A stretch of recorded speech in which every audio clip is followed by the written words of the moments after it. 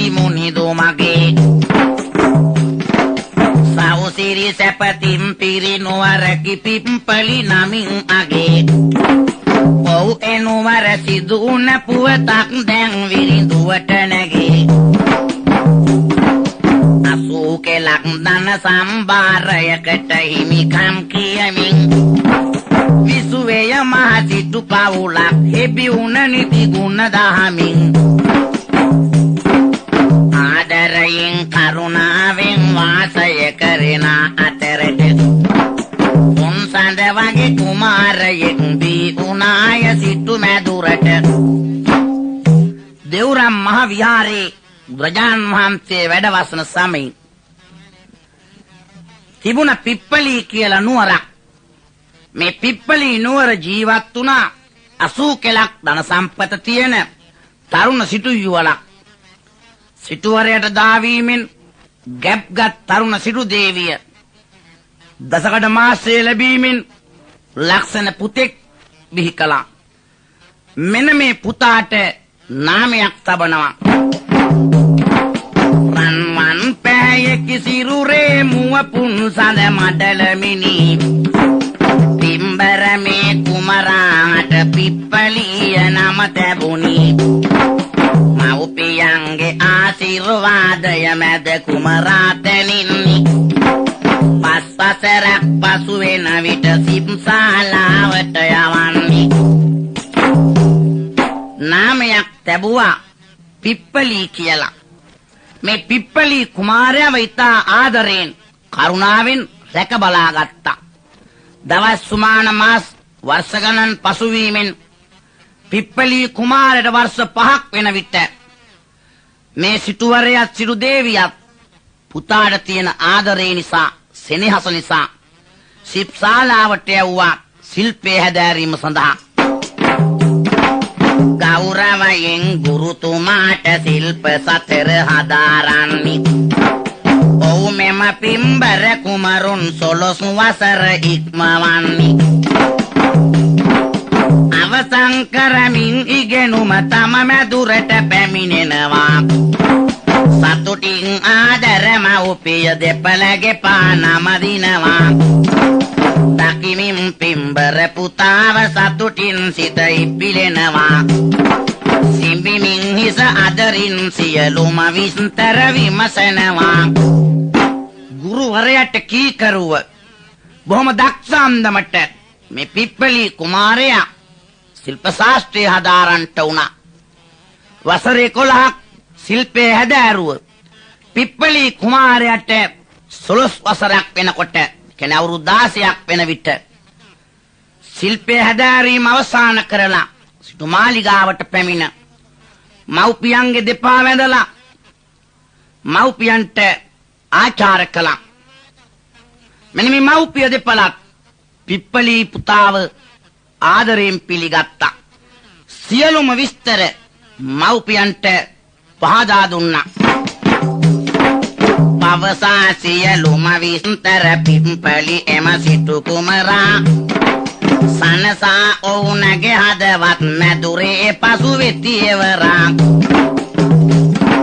කලක් මෙහෙම පසු වෙන විට සිටුතුමා දේවිට පවසයි විවාහයක් කර දෙන්නට පුතාට කල වයස යසයි.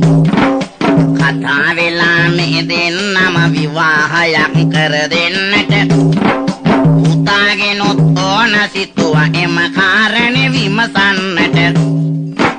දැන් මේ සිටු කුමාරයා සිටු මැදුරේ සැප සම්පත් විඳිමින් ජීවත් වෙන අතර මෙහෙම කාලය ගෙවෙනකොට දැන් හොඳ කඩවසම් තරුණ කුමාරයෙක් සිටුවරයා සිටු දේවිට කතා කළා කියනවා දේවිය දැන් අපේ පිප්පලි පුත් කුමාරයාට කුමාරිකාවක් සරණ පාවා කර දීමට කල වයස හොඳයි. අපි පුතාගෙනුත් මේ පිළිබඳ කැමැත්ත ලබා ගමු. ගෙනාලා පිප්පලීව සිටුතුමා පවසති අසන්න. මන්ත තොටුයි මගේ පුතාට කුමාරියක් බැඳලා දෙන්න. එවදන් ඇසු සිටු කුමරුන් තමන්ගේ පියතුමා අමතයි. මගේ නම් එවැනි අදහස් තවමත් නැති බව පවසයි. පුතේ ඔබ කැමතිද අපේ අදහසට? අපි අදහස් කරන්නේ ඔබට දක්ෂණ කුමාරිකාවක් සරණ පාවා කර දෙන්න. එදා පිප්පලි කුමාරයා කියනවා මගේ තාම මේ පිළිබඳ අදහසක් නැහැ පියතුමනි. නැවතත් සිටුවරයා පුත් කුමාරයාගෙන් ඉල්ලීමක් කළා. ඇයි ඔබ එලෙසින් කියන්නේ ආදර බර මගේ පුතේ? 80 කෙලක් ධන සම්පත් මැදුරේ ඔබට හිමිව ඇති. අපමිය ගිය විට මේ සැප සම්පත් ඔබ වෙත උරුමයි. විවාහයක් කරලා දීම අප සතු වන යුතුයකමයි. එනිසා මගේ පුතා ඕන සෑම විට කීකරුව ඉන්න. අප කැමති ඔබ නිතරම සතුටින් සිටිනම දකින්න. ඒ පුත් කුමාරයනි ඔබ එහෙම කියන්නේ ඔබේ අනාගතය සඳහා අපි 80 කෙලක් ධන සම්පත් රැස් කරලා තියෙනවා. කුමාරිකාවක් විවාහ කරගෙන මේ සිටු සම්පත් විඳගෙන ජීවත් වෙන්න පුළුවන්. අප මිය ගියාට පසු මේ සියලු වස්තු අයිති ඔබට. අන්න කොච්චර ඉල්ලීම් කළත් පිප්පලි කුමාරයාගේ අදහසක් නැහැ. කුමාරිකාවක් සරණ පාවා කරගෙන ගිහි ජීවිතය ගත කරන්න. නමුත් මව්පියන්ගේ හිත රිදවන්න නරකයි. ඔහු කැමැත්ත දෙනවා මෙහෙම. අකමැති මුත් විවාහයට මව්පියෝ හිත රිදවීමට නොහැකි කමින් පිප්පලිය කැමැත්ත පළ කළා එවිට. ඔහු අඳුරන හිතවත් සිටුවරයෙකුගේ මන බන්ධන බද්දා කපිලානි නැමැති දියණිය රූපෙන් ලක්සන කැමැත්ත පළ කළා. මේ සිටුවරයාගේ හිතවත් මිත්‍ර සිටුවරයෙක්ගේ දුවෙක් ඉන්නවා රූපෙන් ලක්සන බද්දා කපිලානි. මේ දෙගොල්ලන්ගේ කැමැත්ත අනුව පිප්පලි කුමාරයාගේ බද්දා කපිලානි කුමාරියගේ කැමැත්ත අනුව සරණ මංගල්‍ය දිනේ උදා වුණා. ගල් 500ක් පුරවලා වස්තුව බද්දා කපිලානිගේ මව්පියන්ගෙන් ලැබෙනවා. 500ක් ගල් පුරවා වස්තු සහිත දෑවැට්දට බද්දා කපිලානි විවාහ කරලා දෙනවා පිප්පලිට. මොකක් වුණත් දෙවඟන පර යන පිය කරු රූපයක් ය. ටිකක් කියන්නම් හැඩරුව ඇය මිහිබට සුරඟනක් ය. රාතුඩ සෙවෙයි නාසය නිල් නිල් මිනිනං පැරදිය. රන්න මොන රගේ පිලවාගේ නිල් පැහැගත්තු කේසය. නලල්ලගේ අඩ සඳේ දෙබැමකිදේ දුනුලෙදේ රාගය ඉදිරි යනවා දුටුවොත් සලෙලුම් හදේ. දසන් මුතු සෙසුදිලෙති දෙතොල කිවද මල් පෙති. එනුවර වෙසෙනා සැමටම ඇය නම් රජිනිය වෙති. රණහම්සය මුවතිබූ වාගේ ඇගේ රංකුඹූ. පිප්පලිගේ වාසනාව ඇගේ අත ගන්නට ලැබූ. මේ සුරංගනියක් දිව්‍ය කුමාරිකාවක් සමාන ලක්ෂණයි. දැන් මේ පිප්පලි කුමාරයා බද්දා කපිලානිව සරණ පාවා කරගෙන මේ දෙන්න අතර සුවද සාකච්ඡාවක් ඇති කරගන්නවා මෙහෙම. විවාහ වෙලත් මේ දෙදෙනා ලොව සිරිතට සන්තෝෂින් නෑ ජීවත් වන්නේ කිසි දිනකදී ලෙස අඹු සැමියන්. 6-7 මාස වලින් මේ ලෙස පසු වී යනවා. දිනක් පිප්පලි කුමරුන් කපිලානිට පවසනවා. විවාහ උනත් මේ දෙන්න සාකච්ඡාවක් ඇති කරගත්තා අඹු සැමියන් වශයෙන් ජීවත් නොවන බවට. මෙන්න මේ සිටුවරයත් සිටු දේවිත් මරණයට පත් වුණාට පසු දිනක් කතා කරලා පිප්පලි කුමාරයා බද්දා කපිලානි තම කුමාරිකාවගෙන් ඉල්ලීමක් කළා. කුමරිය ඔබ හට වැදගත් කරුණක් තියෙනවා කියන්න මම තුතු නැමින් පසු නම් ගිහි වාසය කරන්න මව්පියන්ගේ බලවත් ඉල්ලීම උඩයි විවාහ උනේ ඔව් මම නම් මහාන වෙන්න තමයි නිති කැමති උනේ ඇතනම් යම් කිසි වරදක් මහා අමනාප නොවෙනු තුතුණන් ඔබේ වස්තුව ගැන සතුටින් මැදුරේ නිවසනු කුමාරිකාව මමගේ අදහසක් නෑ ගිහි ජීවිතය ගෙවන්න මා කල්පනා කළේ පැවිදි දිවියට ඇතුළත් වෙලා සංසාරයේ කිටි කරගන්න මේ මගේ වස්තුව සමග ඔබේ වස්තුව සමග ඔබ සන්තෝෂයෙන් ජීවත් වෙන්න මම දැන් යන්ට අදහස් කරන්නේ පැවිදි වීම සඳහා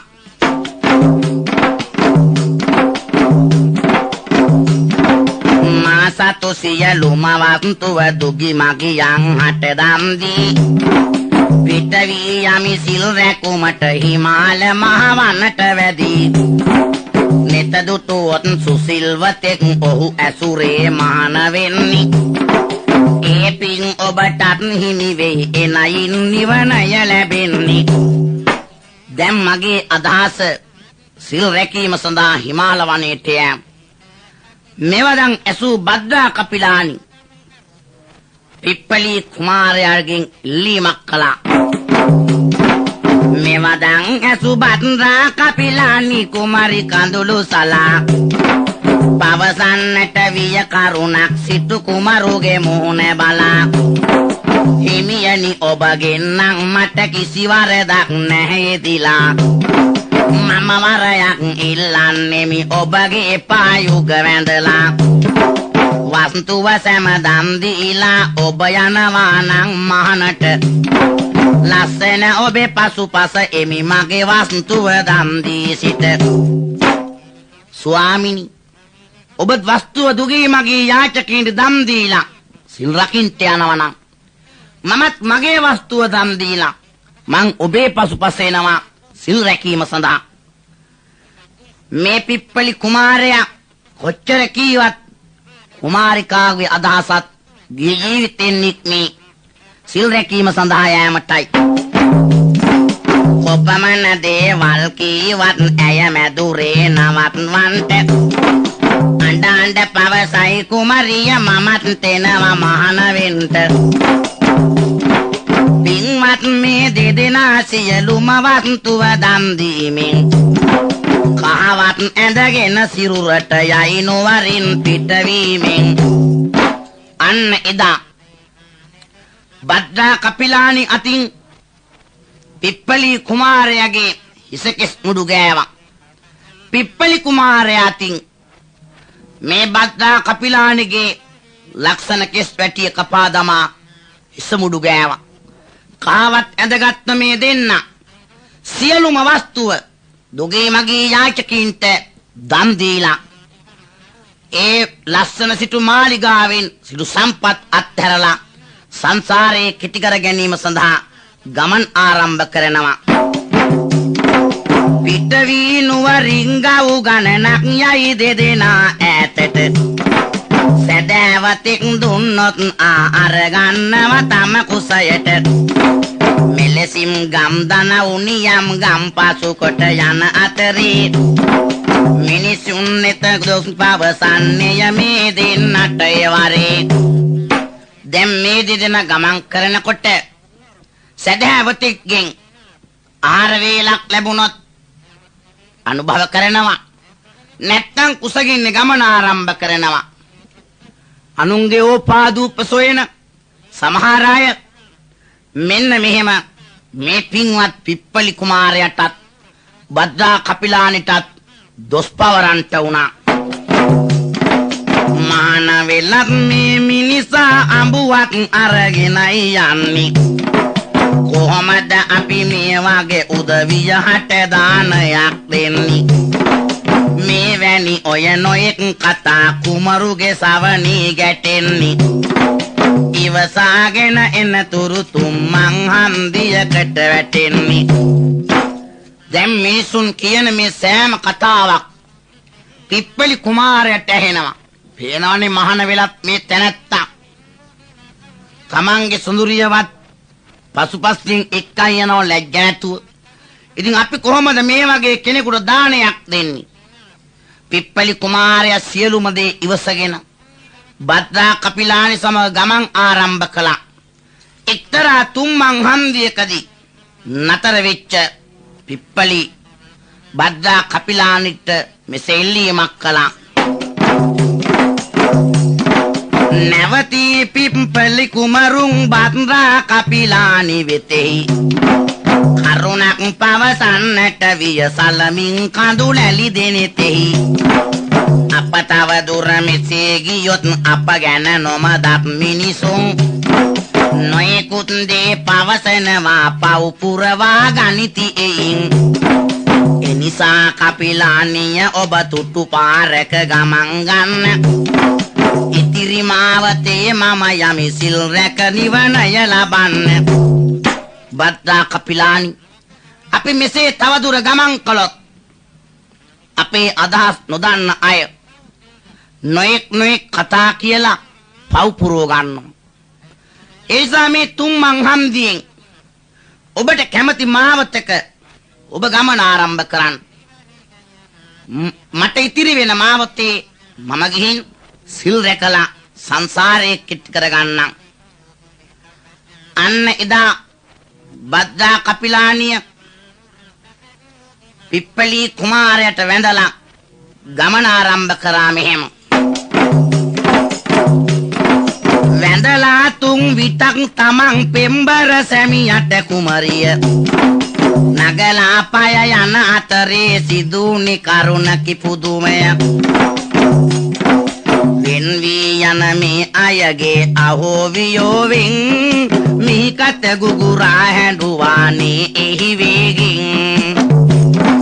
මෙදිනේ තිලවගමාගේ බුදු හිමි පානං දෙවුරමයේ දෙසුසුම දුරු ධර්මය බැතියෙන්.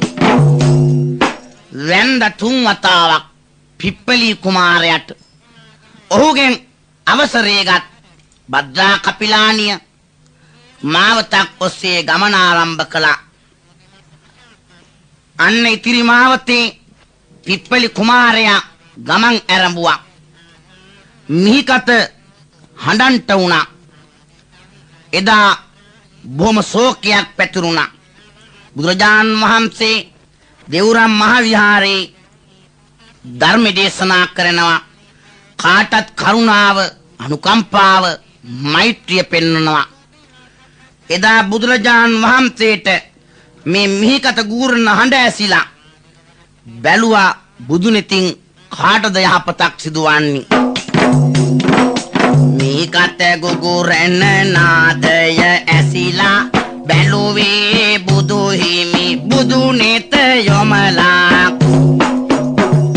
පිප්පලි කුමරුන් මග එනු දැකලා පැහැදුනේ සිත සාමි දුන්ගේ එකලා. ඔව් මම එන්නෙමි ඔබගේ හමුවට ගෞතම හිමි වැඩි යානේ එම විට.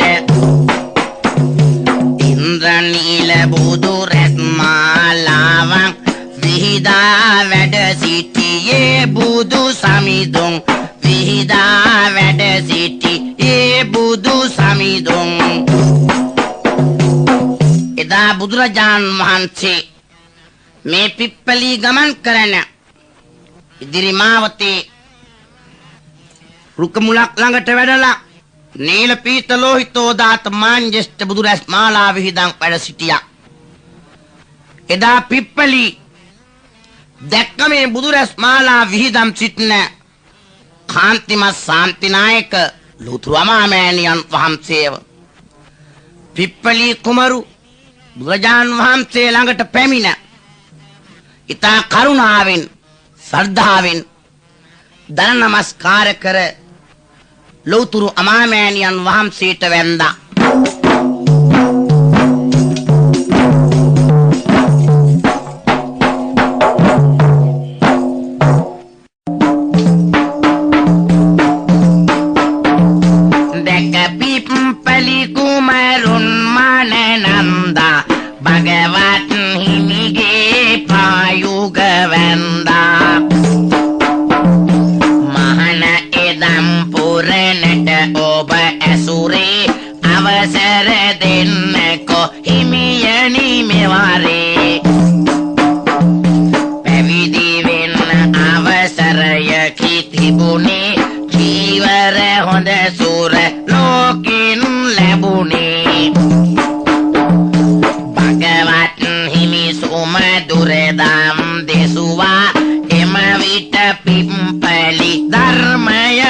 ඇසුවා අරියත් ඵලයේ අතර ලබන්නේ කරුණා ගුණයෙනි බුදු හිමි උන්නේ මහා කාශ්‍යප යන නාමය තැබුවා දෙව්රම් වේරට කැඳවන් ආවා එදා පිප්පලි කුමරු අප භගවත් අමාමෑණියන් වහන්සේට වැඳ නමස්කාර කළා පින්වත් බුදුරජාණන් වහන්සේ ඔබ ඇසුරේ මට පැවිදි වෙන්න අවසර දෙන්න එදා බුදුරජාණන් වහන්සේගෙන් වරේ ලැබුණා මෙන්න මේ පිප්පලි කුමරු පැවිදි කරගෙන ධර්ම දේශනා කෙරුවා අරියත් ඵලය ලැබුවා බුදුරජාණන් වහන්සේ මේ පිප්පලි කුමරුට මහා කාශ්‍යප යන නාමයේ තබලා දෙව්රම් මහ විහාරයට කැඳවගෙන ආවා පින්වත් කාශ්‍යප සමිඳුම් දෙව්රම් මහ විහාරයේ සන්තෝෂෙන් සිල් රැකීමෙන් එහි සතුටින් වැඩ සිටියේ දහවල් පිඩුසිඟා ගොසින් විහාරයට යලි වඩිනවා බුදුන්ට පිළිගන්වාලා දෙවනුව අනුභව කරනවා මේ පින්වත් මහා කාශ්‍යප සමිඳුන් දෙව්රම් මහ විහාරයේ සීලය රකිමින් වැඩවසන අතර සෑමදාම පාත්‍රය එල්ලාගෙන සවැත් නුවර ගෙයක් ගානේ පිඩුසිඟා යනවා දානීය පිඩුසිඟාගෙන ඇවිත් බුදුරජාණන් වහන්සේට පිළිගන්වලා දෙවනුව තමයි මහා කාශ්‍යප සමිඳුන් ආහාර වළඳන්නේ කලක් මෙහෙම පසු වෙන විට ලක්ෂණ සිද්ධියක් සිදු වෙනවා කලක් මෙලෙස පසු වී යන අතරතුරේදී බලන්න වලක් වන්න බැරි පුදුමම කරුණක් සිදු වුණා මෙන්න දිනක් වෙනදමින් පිඩුසිඟමින් වීදියකට යනවා ලඳක් මහලු සමිඳුන් දැක කරුණාවක් ඇති වෙනවා මහා කාශ්‍යප තෙරිඳුන් එම පැල්පත වෙතට වඩිනවා මහලු මෑණි සරදාවෙන් දානයගෙන විත් පුදනවා මහා කාශ්‍යප සමිඳුන් දිනක් පිඩුසිඟා යන විට එක්තරා මහලු ස්ත්‍රියාවක් ඇගේ දුවත් සමග අතුපැලක සිටිනවා මේ මහා කාශ්‍යප හාමුදුරුවන්ව දැකලා ශ්‍රද්ධාවක් ඇති වුණා කරුණාවක් ඇති වුණා දානය ගෙනවිත් පිළිගන්වනවා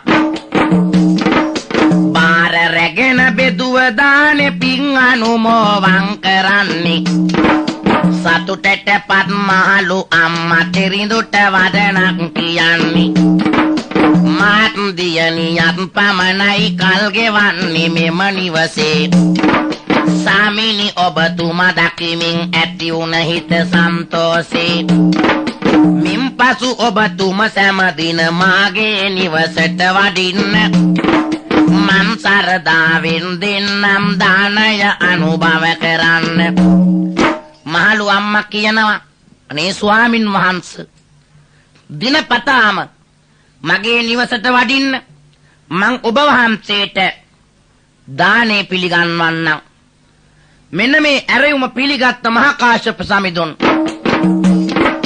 පිළිගෙන ඇරයුම සමිඳුන් නිවසින් පිට වී යනවා සංසාරේ ඇති පුරුද්ද හොඳ හැටි පිළිබිඹු වෙනවා මින් පෙර එක ආත්මයක මහලු මෑණිගේ කුසයෙන් ඉපදී ඇත පුතෙක් වෙලා අප මහා කාශ්‍යප තෙරිඳුන්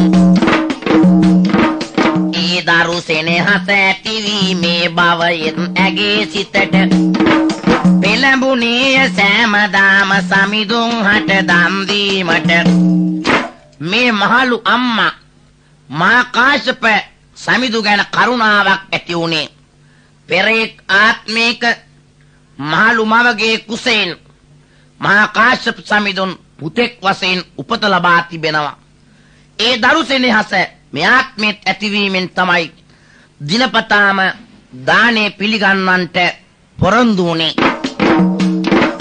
දැන් මහා කාශ්‍යප සමිඳුන් සෑමදා නිවසට එනවා.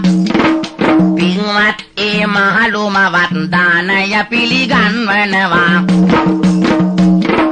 ටිකක් කලක් මේ විදියට කාලය පසු වී යනවා. දෙයක් සිදු වුණා පුදුමයි විරිඳු වලින් පවසනවා. මහා කාශ්‍යප සමිඳුන් සෑමදාම නිවසට වඩිනවා. දානේ පිළිගන්නවා. පින් අනුමෝදන් කරනවා. ආපසු දෙව්රම් මහ විහාරයට වඩිනවා. මෙහෙම කාලය යැවෑමෙන් එක්තරා දිනක පුදුම දෙයක් සිදු වෙනවා. ශාන්තිනායක මුනිදුගේ දේහ ලක්ෂණය මනරම් පිහිට තිබෙනවා කාශ්‍යප තෙරිඳුන්ටත් පින් බලයෙන්.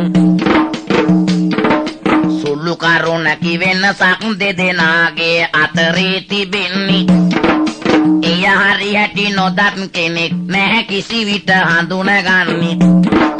බුදු පියාට වඩා උසින් අඟල් 4ක් අඩුවේ. උර්ම රෝම කූප පවා දෙදෙනාගේ වෙනසක් ඇතිවේ. මේ බුදුරජාන් වහන්සේගේ වාගේම රූපේ පිහිටා තිබෙන්නේ දෙලක්ෂණේ මහා කාශ්‍යප හාමුදුරුවන්ට. නමුත් වෙනසක් බුදුන්ට වඩා මහා කාශ්‍යප සමිඳුන් අඟල් 4ක් උසින් අඩුයි. උර්ම රෝම කූපේ පවා වෙනස් 8කට පිහිටා තිබෙන්නේ. නමුත් මේ බුදුරජාන් වහන්සේත් මහා කාශ්‍යප සමිඳුත් එකමග වැඩියොත් අඳුන ගැනීම ඊතරම් ලේසි වන්නේ නැහැ. එනමුත් එකමග ගියොතින් බුදුන් සමග කාශ්‍යප තෙර අඳුන ගන්න බැරි වෙනවා බුදුන් කවුද කියලා එවර. එක් දිනකදී මේ වැනි සිදුවීමක් අනේ සිදු වෙනවා. ශාන්තිනායක යානං හට දානය වරදිනවා. ලෞතුරු හිමි පිඩු සිංගමින් වඩිනා අතරේ මග දෙස පිවිතුරු ලෙස සිත් විය අර මව්ගේ නිවසට යන ලෙස. දුරදිම දුටු මහලු මව්ගේ ගතහා සිත පෑදීමෙන් අරගෙන වින්දම් පිඟාන මහලු මෑණි සරදාවෙන් තම නිවසට වැඩිය බුදු පියා වෙත ඇය රැවටුණාය. කාශ්‍යප මහ තෙරිඳු සිතා දානය ඈපුද කළාය.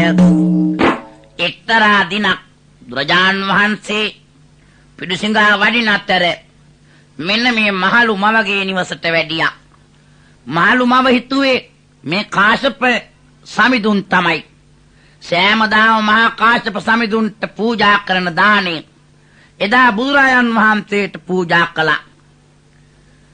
පූජා කරලා ගෞතම මාමෑණියන් වහන්සේට වැඳ නමස්කාර කළා. මුනි දුට කළ නමස්කාර තම දියණිට පවසන්නේ. දුවේ මෙන්න සමිඳු වැඩිය වැඳලා පින් ලැබගන්නේ. දියණිය ඇවිදින් වදිනවා භගවත් හිමි බව දකිනවා. දානය පිළිගත් බුදු හිමි ඉදිරිය වෙත පියමනිනවා. දුවේ මෙන්න මේ සමිඳුන් ඇවිල්ලා වැඳලා පින් ලබා ගන්නට මේ මහලු මවගේ දියණියන් පැමිණ වැඳ බුදුරජාන් වහන්සේට දැනගත්ත මේ භගවත් අමාමෑණියන් වහන්සේ. දැන් බුදුරජාන් වහන්සේ දානේ පිළිගෙන ඉදිරියට වඩිනවා. මේ දුව කතා කරලා මහලු මව්ට විස්තරයක් කියනවා. අම්මේ බැරිද හඳුන ගන්න ඒ කාශ්‍යප හිමි නොවේ. සාදු සාදු දානය පිළිගත්තේ ලෞතුරු පියාය. මේ විලසින් තම දියණිය සාදුනාද දෙන අතරට කාශ්‍යප හිමි වඩිනා බව මහලු මෑණි දැක්කනෙතට. දරුසෙනේ හස වැඩිවීමෙන් ඇය එද කල්පනා කරනවා. අනේ මගේ පොඩි සමිඳුට කුසගින්නේ ඉන්න වෙනවා. අම්මේ අඳුරන්ට බැරිද? ඒ කාශ්‍යප සමිඳුන් නෙවෙයි ලෞතුරු අමාමෑණියන් වහන්සේ. ඒ සමගම කාශ්‍යප තෙරිඳු වඩිනවා. මහලු අම්මා හිතනවා අද කාශ්‍යප තෙරිඳුන්ට දානේ වරදිනවා. දරු සෙනෙහස ඇති වුණ මේ මහලු මව් බුදුරජාණන් වහන්සේ පසුපස දුවන්ට වුණා. දරා ගන්න බැරි සෝකෙන් බුදු හිමි පසුපස දුවනවා. බුදු සාමිනේ ඔහම ඉන්න පොඩි වැරදීමක් තියෙනවා. දුවගෙන ගොස් මගේ භගවත් මුනිදුන්ගේ ඉදිරි පිටට බෙදපු දානේ යලි ගන්නවා අත දමමින් පාත්තරෙට. මෙම දර්ශනි දැක පුදුමෙට පත්තුන කාශ්‍යප තෙරිඳුන් තම දෙනෙතින් කඳුලැලි වගුරා සිතනවා මේ විලසින්. අයියෝ මගේ බුදු පියාට මානිසා දානය වැරදුනි. මෙනුවර තව රැඳුනොත් මාහට පව් පිරේ එයිනි. මේ මහලු අම්මා ගිහිල්ලා බුදුරජාණන් වහන්සේ ඉදිරියට කියනවා මට පොඩි වැරදීමක් වුණා. දැම්ම පාත්‍රයට අර බෙදපු දන් වේල නැවත ගත්තා.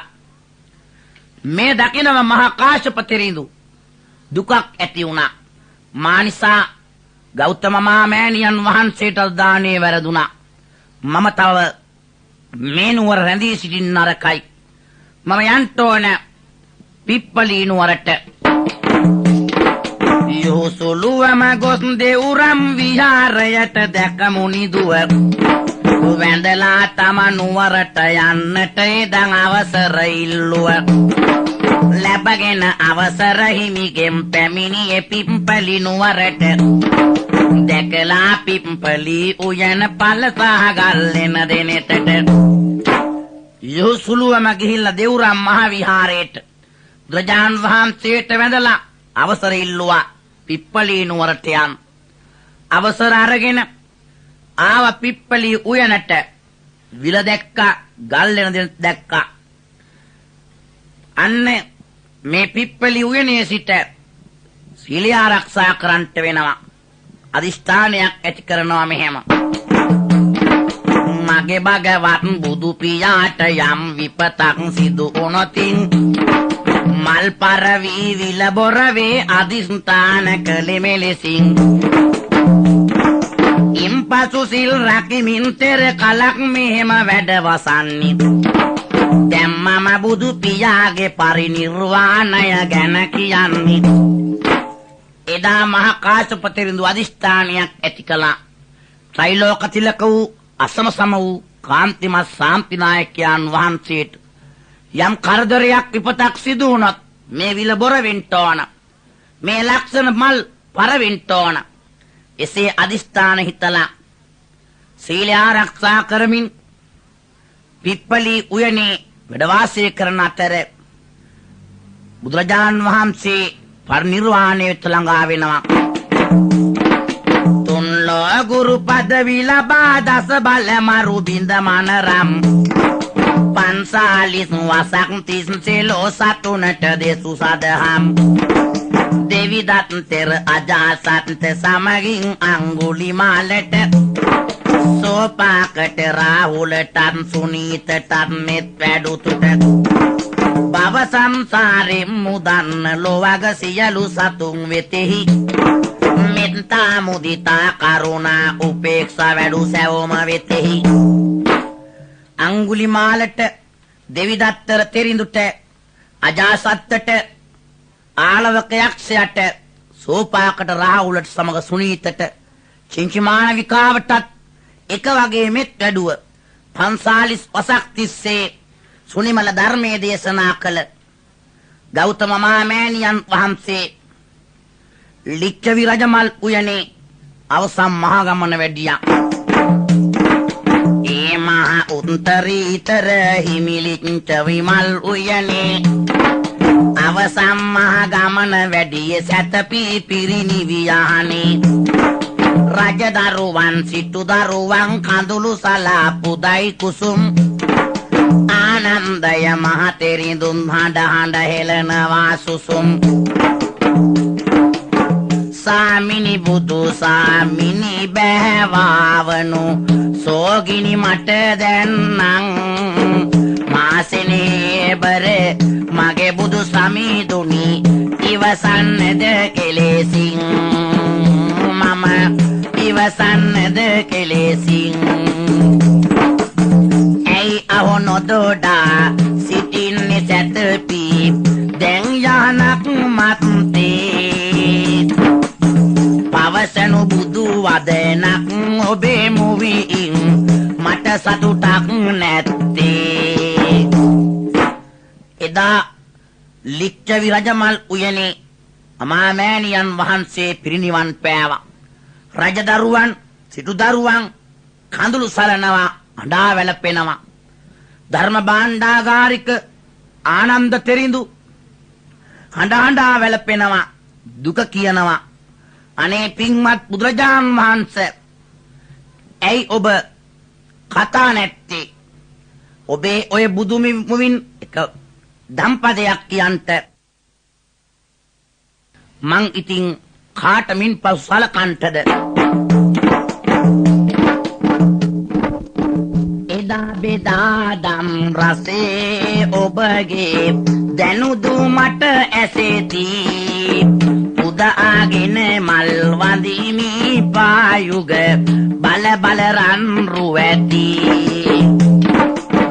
අනේ ඇයි දෝ වසාගෙන දැම් සුපිය කරුණිල් මේ ඉනේ කවුරුද කලේ දෙවියනි ඉවසන්නේද දැන් මේ රංකඳ අක් වැනි ගතේ ලක්සන මුව මඩල පුන් සඳසේ අනේ ඔබේ ගුණ මහසයුරකි මගේ හද තුල රැඳී ලෙසේ එදා ආනන්ද සමිඳුන් වැළපෙනවා දුක් අඳෝනා කියනවා.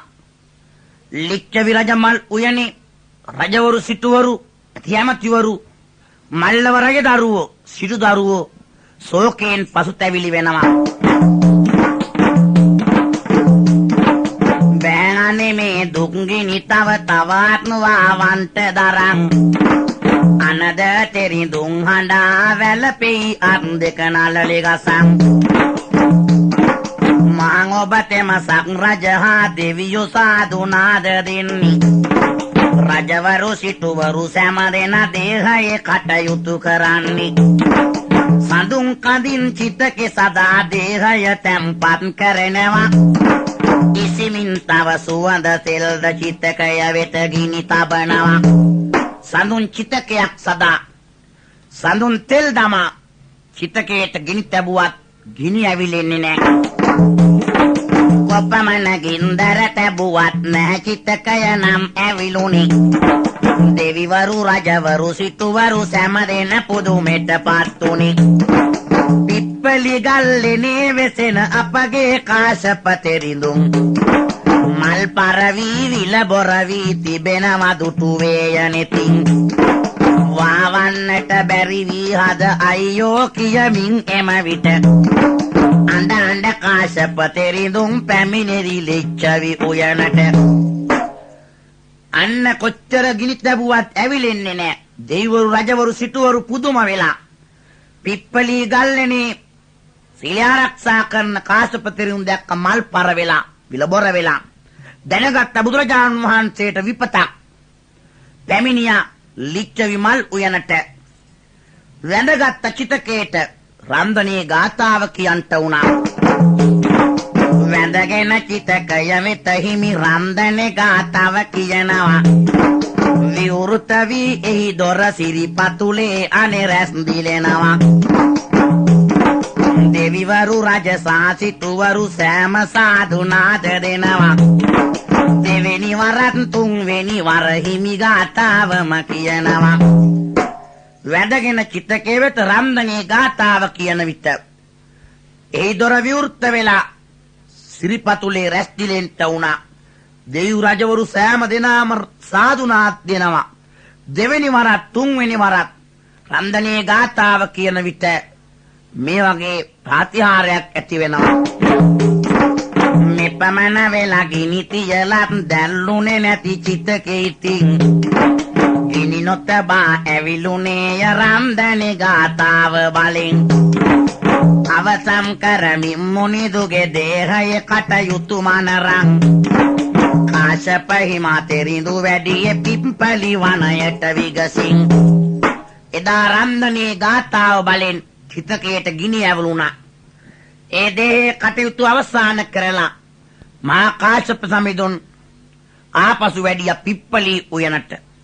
දැන් ඒ නිමාවටපත් උනේ මහා කාශ්‍යප ස්තවීර චරිතය සමග බුදුරජාණන් වහන්සේගේ පරිනිර්වාණය පිළිබඳයි.